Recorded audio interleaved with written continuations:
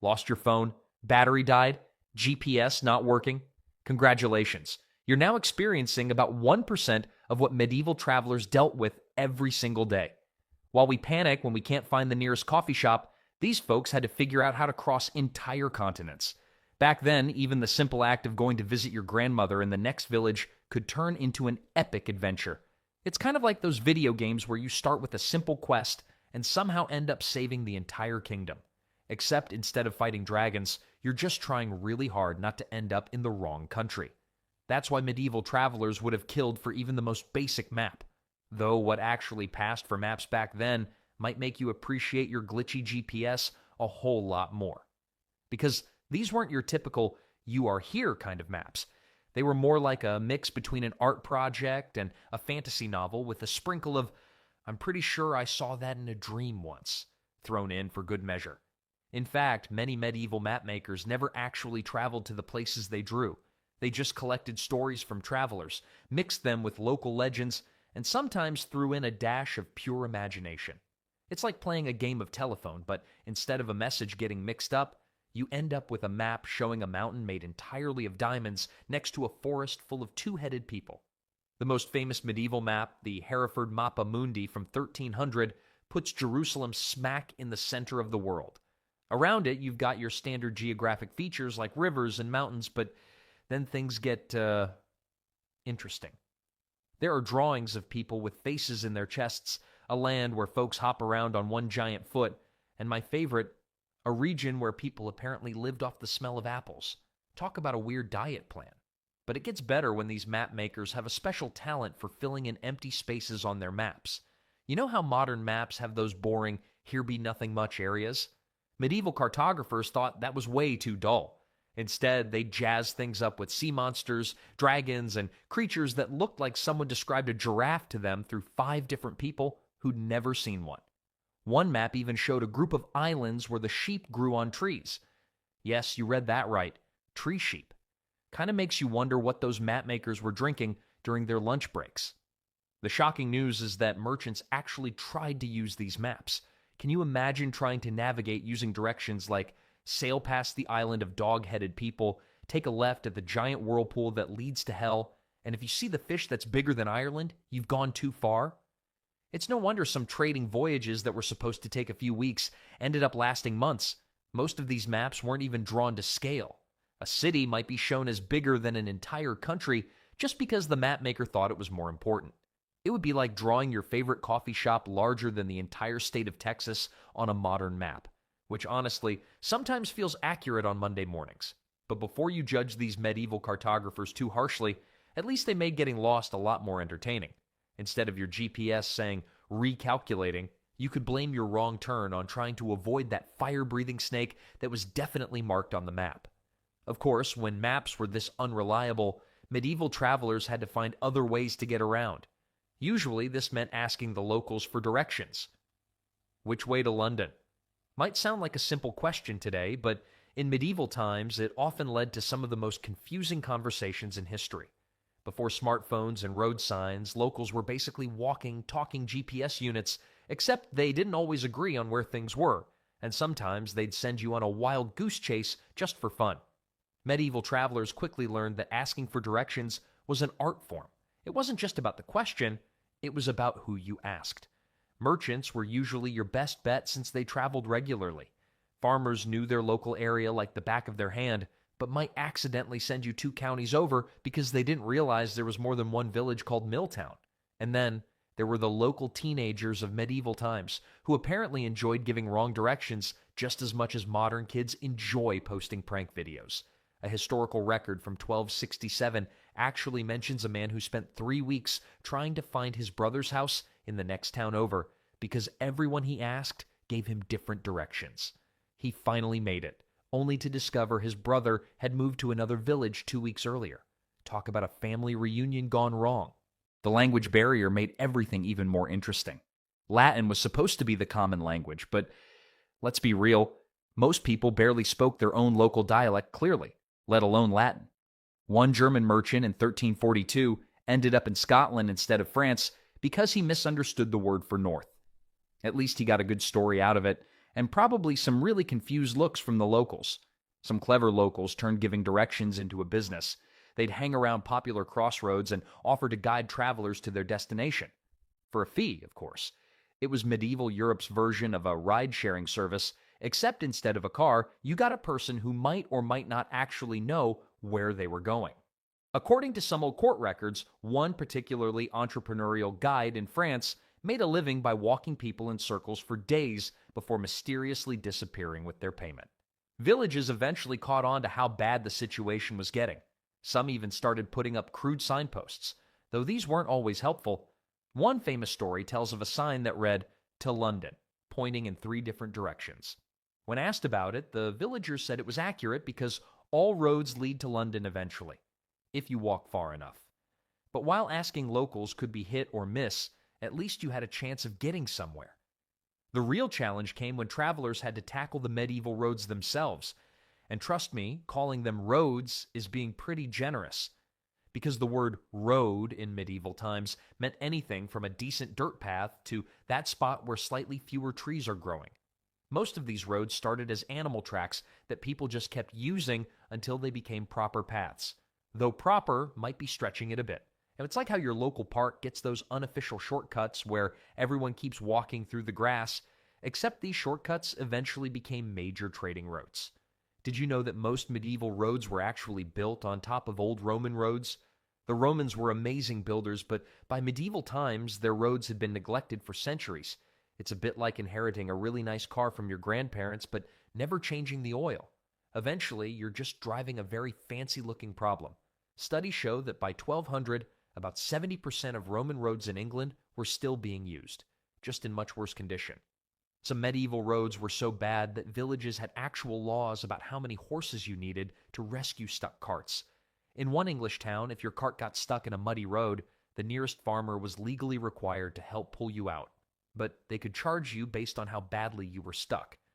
There are court records of people arguing over whether being axle-deep in mud was worth 2 chickens or 3 in rescue fees, but it's interesting how these roads kept changing. A perfectly good path in summer could become an impassable mud pit in winter.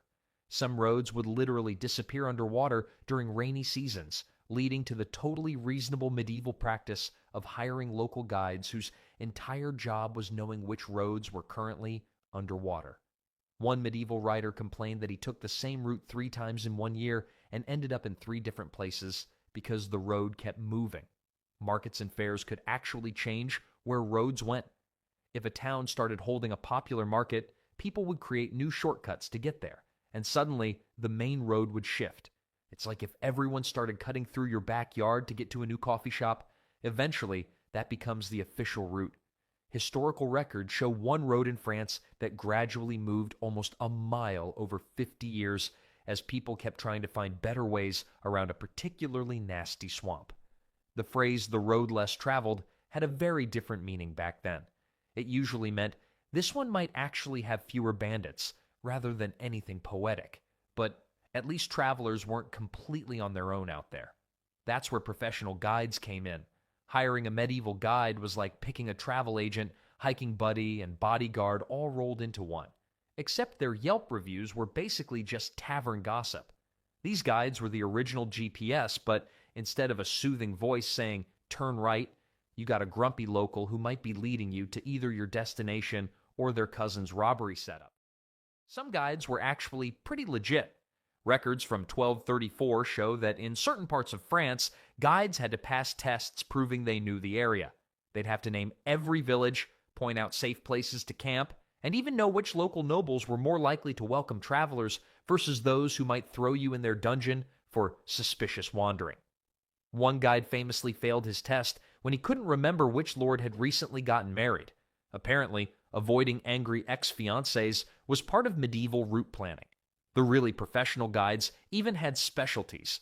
Mountain guides would brag about knowing paths that goats wouldn't take. Desert guides could supposedly smell incoming sandstorms. Forest guides claimed they could talk to birds, though that might have just been clever marketing. By 1300, some European cities had actual guide guilds, medieval unions that made sure their members knew what they were doing and weren't just random people with a good sense of direction. But not all guides were created equal. One medieval traveler's diary mentions paying a guide who fell asleep while walking and led their group in circles for 3 hours before anyone noticed. Another record tells of a guide who knew every shortcut in the region but had such a terrible sense of timing that his 2-day journey estimates usually meant somewhere between 2 days and 2 weeks. And some places actually had laws forcing guides to pay for lost time if they got travelers lost. 1256 law from Italy stated that if a guide got drunk and lost the way, they had to pay for every hour wasted with either money or chickens. Apparently, chickens were medieval Europe's backup currency. There's even a record of one guide paying a group of merchants with 17 chickens and a very apologetic goat after leading them to the wrong city. Professional guides also had to deal with some weird job hazards. Bears, sure. Bandits, obviously. But how about the time a guide had to convince a group of merchants that the strange lights they saw weren't fairies trying to lead them astray, but just some kids with lanterns trying to catch frogs at night? All in a day's work. When night fell, though, even the best guides needed help from above. And I'm not talking about divine intervention, it's the stars that became everyone's backup navigation system. And that's when night navigation in medieval times turned every traveler into an amateur astronomer. The stars were like the world's first GPS satellites, except they didn't need charging and never had software updates. The North Star was the medieval equivalent of Google Maps Blue Dot, always telling you where you were, provided you could find it among all the other dots in the sky. Medieval sailors were particularly good at this star-reading business. They had to be. One wrong calculation, and instead of reaching Portugal with their cargo of wine, they'd end up trying to sell it to polar bears. These sailors could read the night sky so well that they could tell their latitude just by measuring the height of certain stars above the horizon. Not bad for people who still thought the world might be flat. A study of medieval shipping records shows that crews who could navigate by stars had about 60% fewer unexpected destinations than those who couldn't. That's medieval speak for, we meant to go to Venice, but somehow ended up in North Africa. One captain's log from 1298 proudly notes that he only got completely lost twice in 20 years. A medieval 5-star rating if there ever was one. But the sailors passed this knowledge by creating memory rhymes about the stars like Follow the Drinking Gourd, which wasn't about actual drinking or gourds, but about using the Big Dipper to find north. Some of these rhymes were so catchy that modern astronomers have found people still using them in remote fishing villages hundreds of years later. It's like the medieval version of that earworm song you can't get out of your head, except it actually helped you not die at sea. But star navigation wasn't just for sailors. Land travelers used them too, though sometimes with hilarious results. One medieval merchant wrote about confidently following the North Star for 3 nights, only to discover he'd been following a particularly bright lantern hanging from a very tall church steeple. Another complained that his star-reading skills were perfect, but clouds kept appearing just to spite his journey. The truly dedicated travelers learned to read dozens of constellations, creating mental maps that connected the dots in the sky to paths on Earth. Though occasionally, this led to conversations like, I'm sure we should turn left here. The giant celestial bear says so. Followed by, that's not a bear. That's a smudge on your astronomy chart. Of course, star navigation had one obvious flaw. It only worked at night. When the sun came up, medieval travelers needed a whole different set of skills to keep from getting lost in broad daylight. The sun was medieval Europe's most reliable GPS, mainly because it was really hard to miss. Unlike today's satellites that occasionally need to recalculate, the sun had a pretty solid track record of rising in the east and setting in the west. Though there was that one time in 1194 when a merchant group waited 3 hours for the sun to turn on before someone realized it was just really cloudy. Medieval travelers developed some pretty clever tricks for using the sun to navigate. They'd use their hands to measure the sun's height above the horizon.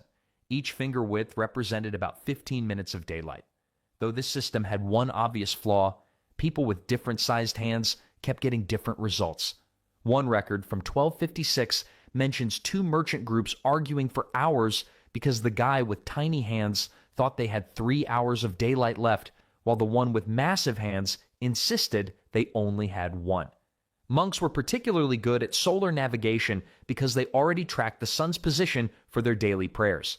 They even built their monasteries so certain windows would light up at specific times, medieval clock towers without the clocks. A study of old monastery buildings found that about 85% of them were aligned perfectly with the sun's path, which is pretty impressive considering some modern buildings still can't figure out where to put the windows to avoid blinding everyone at sunset. But the sun wasn't just about direction, it was also about timing. Medieval people had this neat trick where they could tell the time by looking at their shadow. The longer the shadow, the earlier or later in the day it was. Of course, this led to some interesting situations. One court record mentions a merchant who was late to an important meeting because he was a very short man following a very tall man's shadow schedule. The real pros combined sun position with local landmarks. They knew that in their hometown, when the sun hit the church spire just right, it was time for lunch. This system worked great until someone built a taller building and messed up everyone's dining schedule. There's actually a complaint from 1287 where a whole town demanded a new watchtower be torn down because it was causing widespread confusion about proper meal times. Some clever travelers even made portable sundials, though these weren't exactly your typical garden variety. One surviving example is basically a stick with probably morning and definitely afternoon carved on different sides. Another was so complicated that its owner's notes included the warning, "If you can read this, you're holding it upside down." Of course, when clouds covered both the sun and stars, medieval travelers had to rely on other clues. That's where understanding natural landmarks came in handy. It is the medieval version of street signs, though they weren't exactly what we'd call reliable. Turn left at the big oak tree. Sounds simple enough until you realize the forest has about 50 big oak trees, and the one you're looking for got struck by lightning last month. A survey of medieval travel journals shows that about 40% of recorded navigation mistakes involve confusion over landmarks. One particularly unlucky merchant in 1245 spent 3 days following what he thought was the same river, only to discover he'd been zigzagging between 3 different rivers that kind of looked alike. Churches were actually some of the most useful landmarks. They were tall, usually pretty unique looking, and most importantly, they didn't move. Medieval travelers would memorize sequences of church towers like we memorize street names today. Though this system had its quirks, one traveler's guide from 1267 includes the helpful advice, "If you see 3 church spires, you've gone too far. If you see 4, you're reading this too late." Mountains were another favorite reference point, though medieval people had an interesting way of describing them. Historical documents show travelers referring to mountains by what they looked like rather than their actual names. This led to gems like the mountain that looks like your Aunt Margaret when she's angry, or the hill that resembles a sleeping dog if you squint really hard. Surprisingly, these descriptions often work better than proper names because everyone could agree on which mountain looked like an angry ant. Rivers were tricky customers in the landmark department. Sure, they were easy to spot, but they had this annoying habit of changing course over time. A merchant's guide from 1289 actually complains about a river that moved itself overnight after a flood, leading to an entire village waking up to find their turn right at the river directions now led straight into a newly formed swamp. The really clever travelers learned to read the landscape like a book. They'd notice things like moss growing on the north side of trees. Though this wasn't always accurate, medieval records include several heated arguments about moss that clearly hadn't read the navigation manual.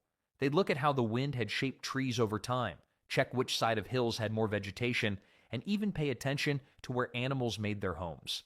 One of the most reliable natural landmarks turned out to be animal paths. After all, animals had been figuring out the best ways to get around long before humans started drawing maps.